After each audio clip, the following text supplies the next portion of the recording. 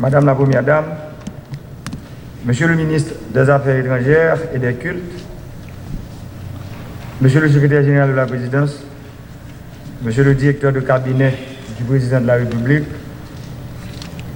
Mesdames, Messieurs les hauts cadres du ministère des Affaires étrangères, Mesdames, Messieurs les jeunes diplomates du deuxième concours organisé par le ministère, chers parents des récipiendaires, Mesdames, Messieurs, membres de la presse parlée, écrite et télévisée. C'est toujours avec beaucoup d'émotion et de fierté que je reçois de jeunes membres du service public, de jeunes cadres de la chancellerie qui vont intégrer nos missions diplomatiques et consulaires.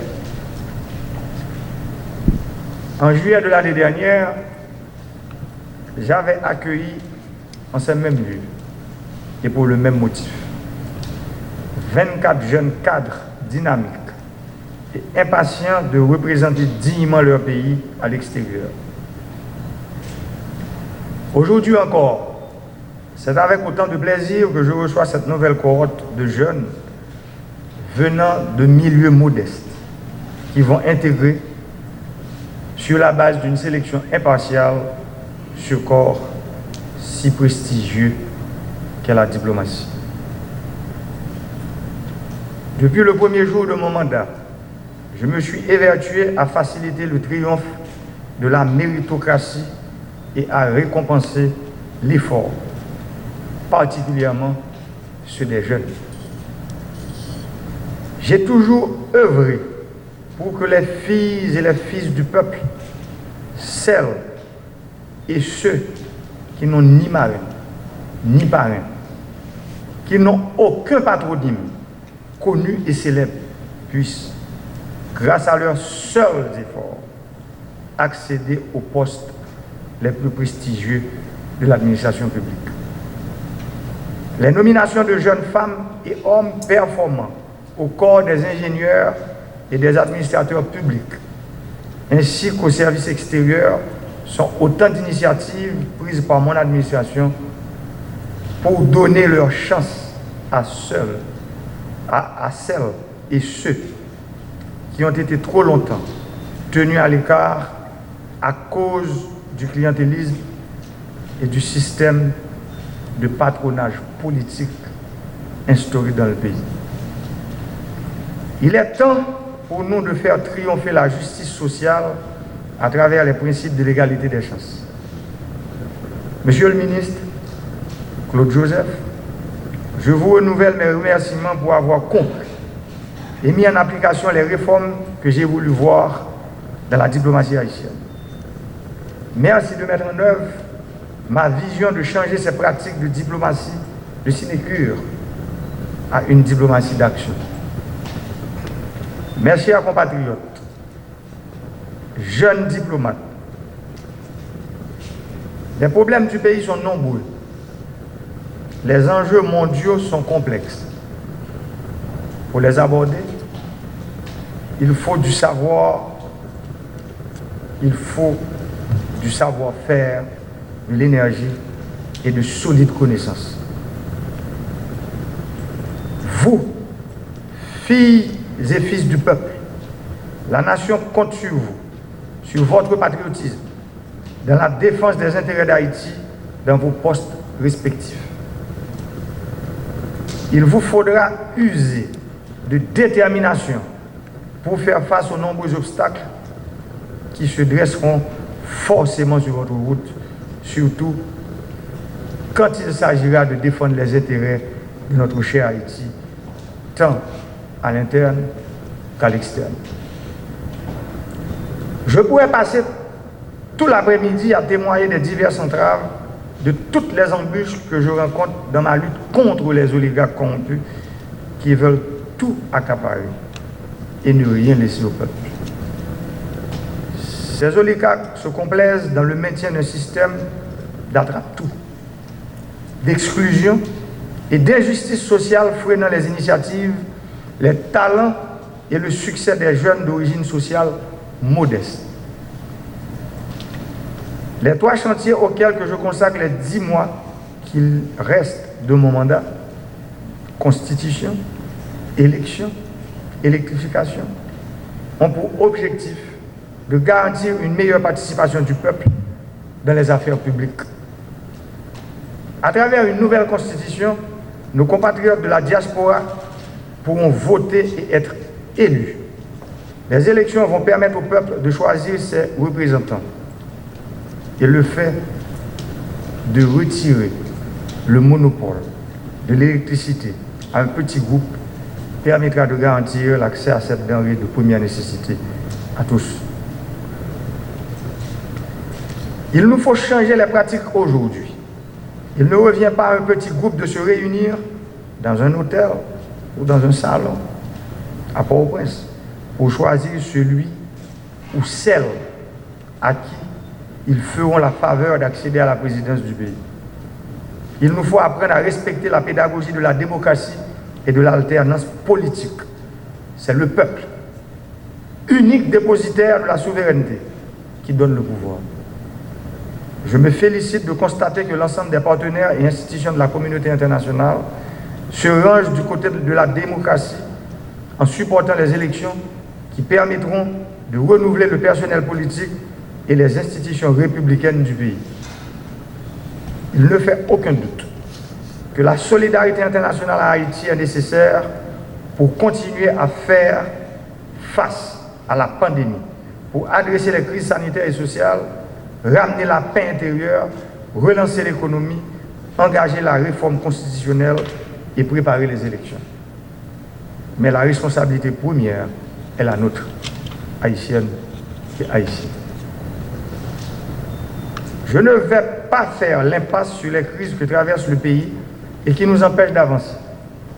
Il y a notamment l'insécurité à caractère social et à motivation politique qui est instrumentalisée par un certain secteur qui ne fait pas honneur à notre pays.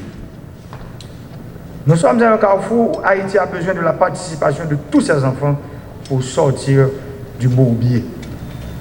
C'est pour cela que je suis toujours prêt à m'engager dans un processus de dialogue franc et sincère avec tous les acteurs, je dirais, politiques et de la société civile.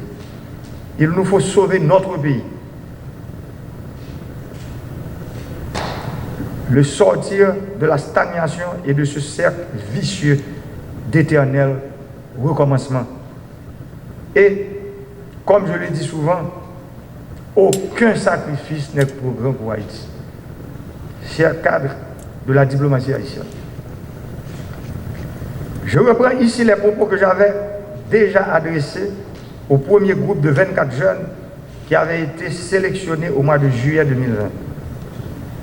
Vous allez en mission pour défendre le pays, son peuple, ses institutions, les intérêts nationaux. Les actes de politique étrangère doivent placer Haïti en priorité.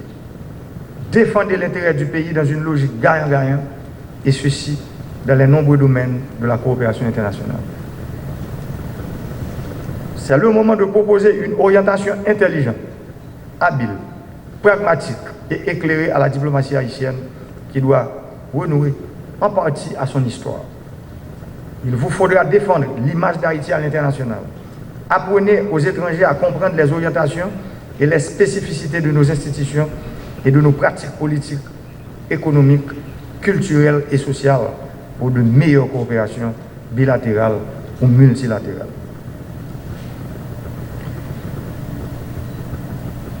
Haïtiens et Haïtiennes qui attendent dans 4 pays.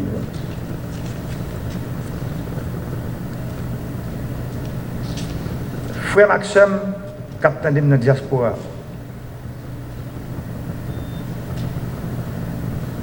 Jeunes garçons avec jeunes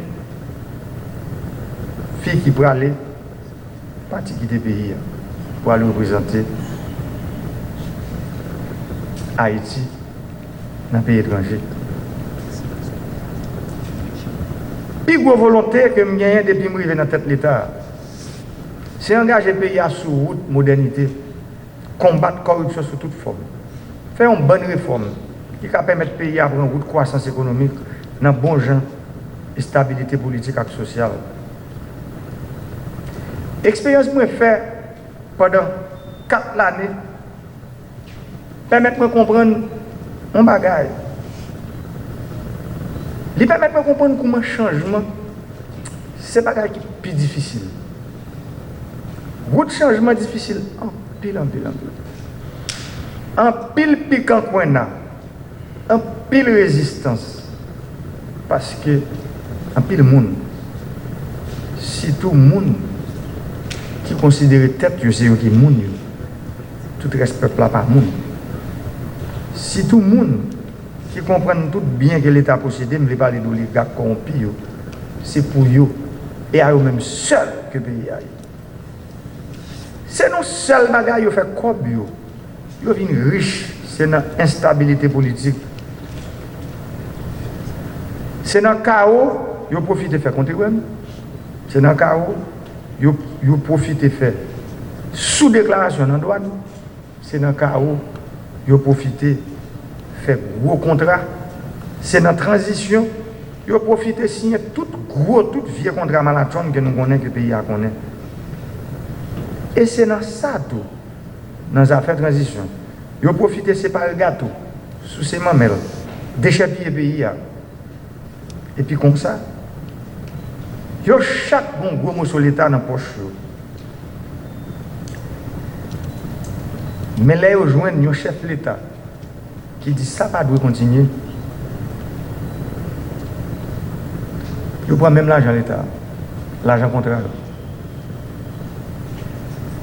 Ils prennent même comme ça pour financer l'instabilité politique, pour corrompre les fonctionnaires publics, pour craser l'institution, pour financer le coup d'État, pour acheter des armes et munitions par les gangs armés, pour terroriser la population et faire quartier nous tourner l'enfer pour les citoyens.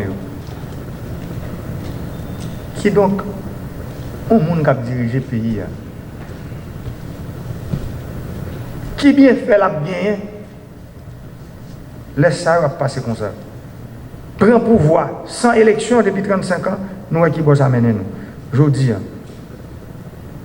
en Alchita, mettez tête ensemble pour nous joindre bon Jean Manier, Jean Dili, année 2021, qui c'est année électricité, élection à constitution pour Haïti étonner le monde.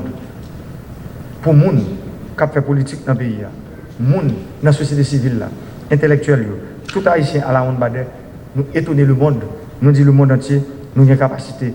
Jean Noutefel, en mai 1803, nous dit le monde entier, en 2021, nous parler, nous allons mettre tête ensemble pour nous montrer le monde entier. Bon changement dans les affaires, fait politique en Haïti. Merci un peu.